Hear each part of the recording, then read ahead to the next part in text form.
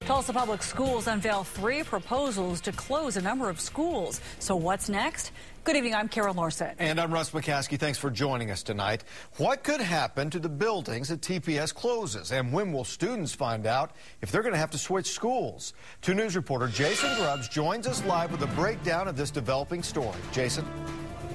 Well, Russ, there's a lot of questions tonight. We may not know the answers for several weeks because Dr. Ballard said today's announcement is just the first step.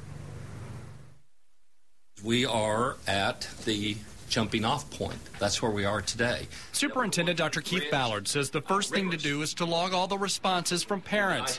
For the past week, 41,000 moms and dads have been filling out surveys. The first of 4 public forums will be held next Tuesday. If we don't have total community input and involvement on this, then it absolutely will not succeed. So what happens to these buildings if they close? Barnard Elementary in Midtown is one of the campuses on all 3 plans. Well, I kind of expected that would be one of the first to go. Rhonda Gamester has lived in this neighborhood for years. She walks her dogs by the elementary every day.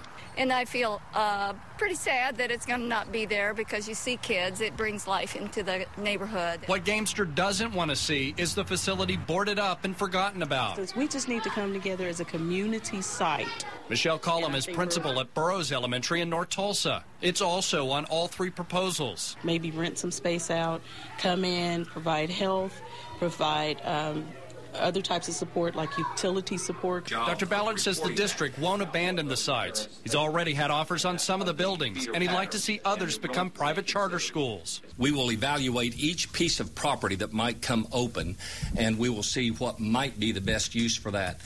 Absolutely, some of the properties will be available for sale. As for what's next, well, Dr. Ballard says none of the plans are final. Frankly, I do not know what the final plan is yet, not at all.